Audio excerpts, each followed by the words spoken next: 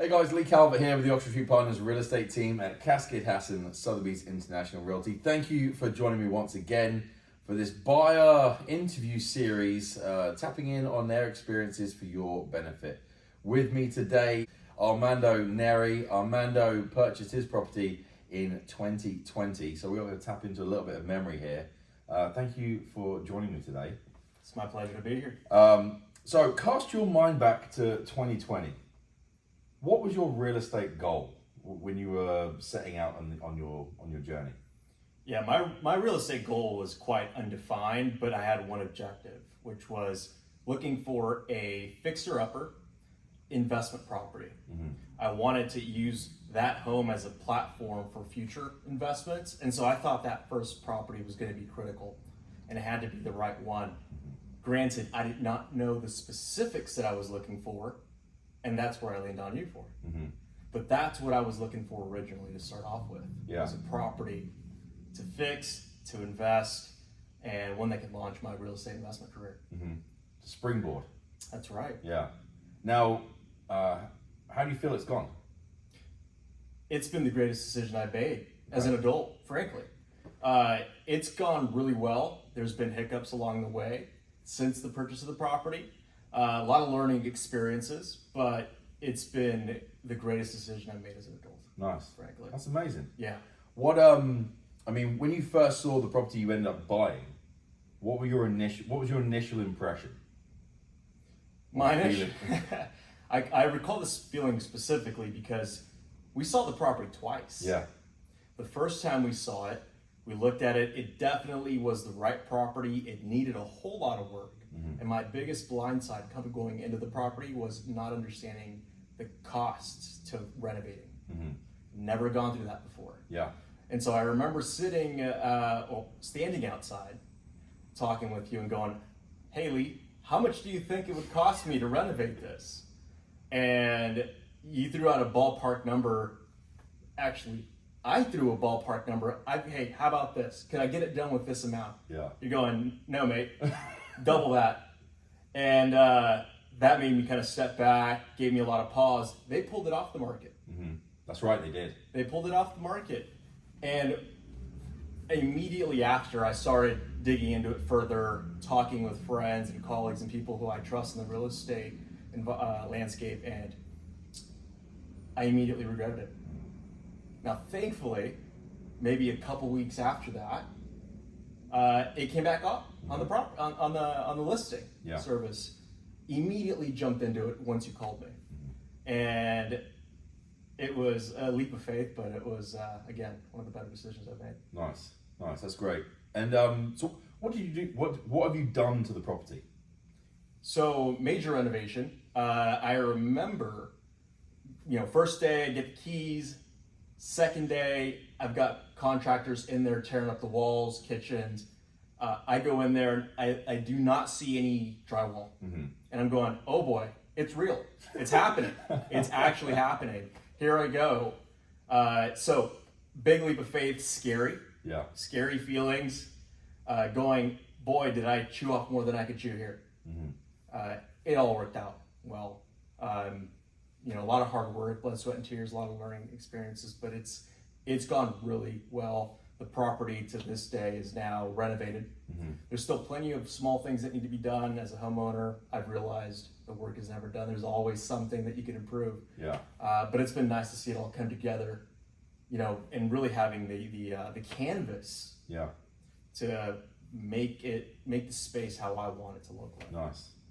Just for context, so the building you bought you walk in on the upper level, and there's living room, kitchen, bedrooms, and you had this view over the back.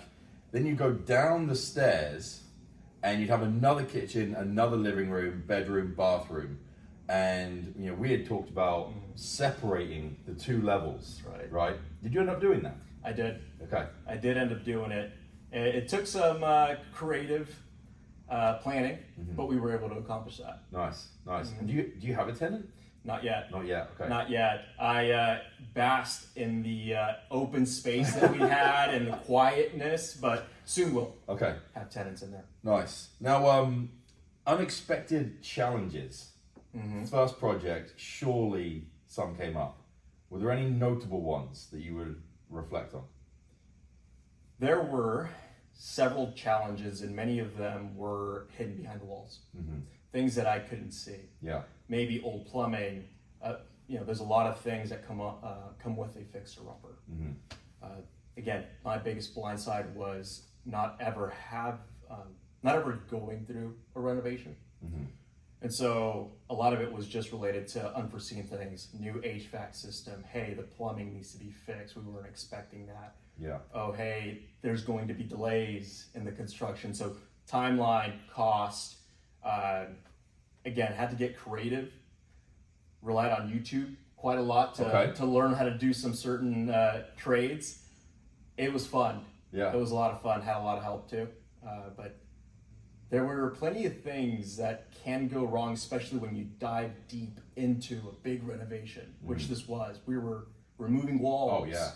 I mean, it was a big... This was not a cosmetic It was update. certainly not. Yeah, it got certainly surgical. Quite so.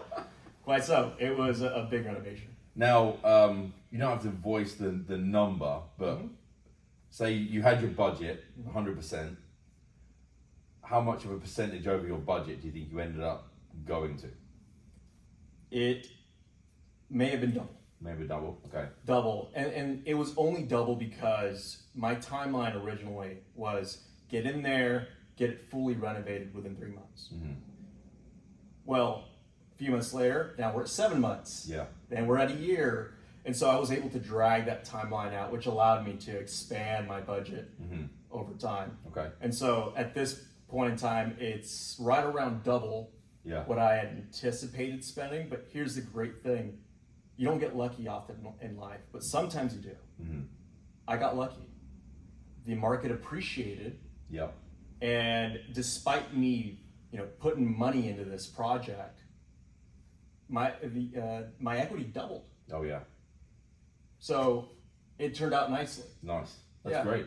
Yeah. Have you tapped into that equity or it's still sitting in there? Still sitting in there. Good. And exploring opportunities and ways to utilize that. So it's not just sitting there. Yeah.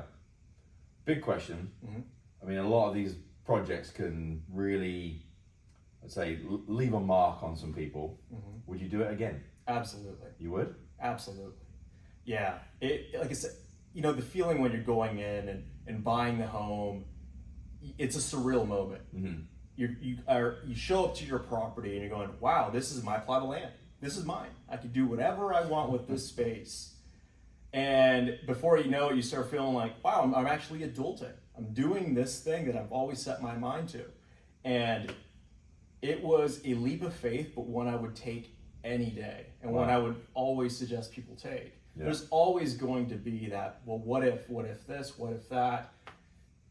But if you take that leap of faith, you'll figure it out. It's incredible what people are able to do when you have your back against the wall. Yeah. And I had to get creative plenty of times, and I would absolutely do it again. Would you do it? Would you approach it differently or do anything different now from your experience? Yes, I would. And granted, it comes from experience at this point in time. So learned a lot through the renovation. I would seek another fixer-upper. But I know I have a little bit more knowledge now. And so I can go out and seek properties that maybe don't have certain things that need to be fixed. Yeah. That are going to suck a lot of the money. Now, some of the things you said were in the walls. How would you know that next time? Or are those things those are just constant risks?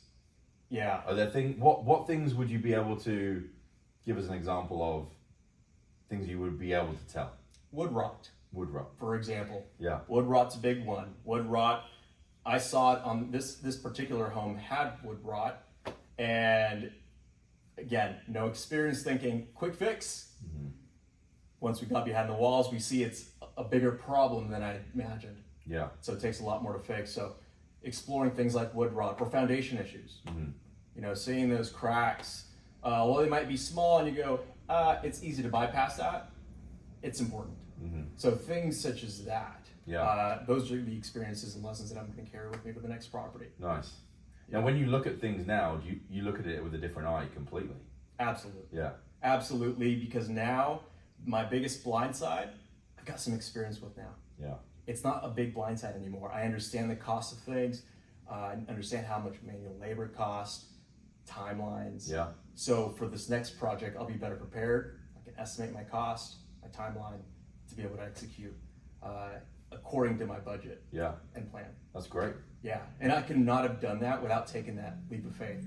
Well, I think, yeah, we all live by experiences, right? Mm-hmm. You generate your depth of knowledge, and you rely on past experiences to guide you forward.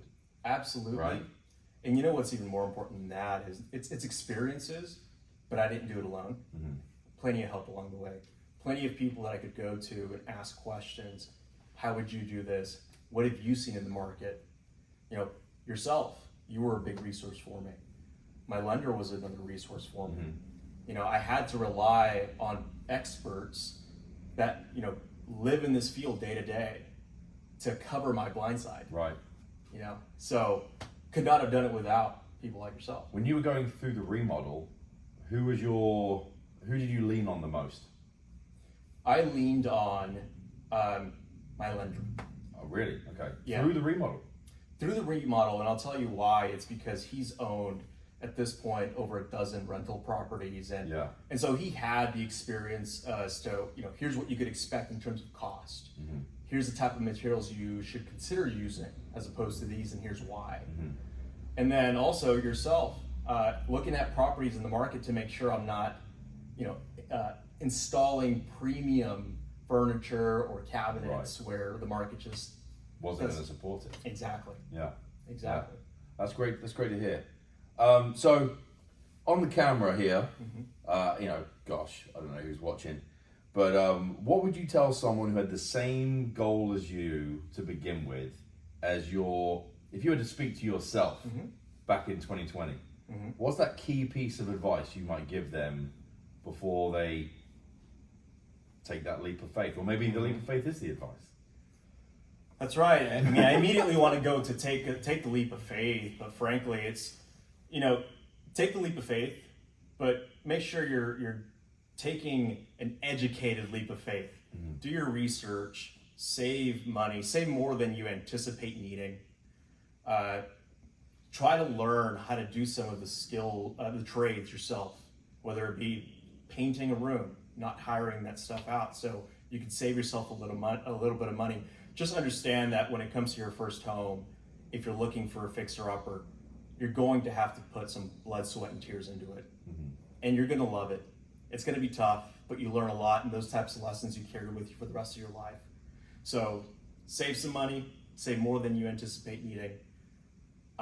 Do some research, work with people like Leigh here, other people you trust to help you nail down a property, and then ultimately take that leap of faith and execute to the best of your ability. That's great, man. Good stuff. Really, really appreciate it. Well, thank you for joining with us today to tap into your experience, because I think there's I just think there's so many people that live through the experiences, and I think there's people out there that can lean on that from you. Absolutely. Yeah, it's my pleasure to be here. Well, if you have questions or seeking advice, or you know, want to access investors to tap in from their experiences or look at certain properties, please reach out. Head to oxfordstreetpartners.com. You can connect with us there or through whatever channel you are watching this video. Thank you for watching. You'll find some more interviews with past buyers on our YouTube page in a series we're trying to do here, and hopefully you find value in that. But thanks again, Armando. Thank you, mate. Hey, thanks for having me. Appreciate it, and we'll see you again soon.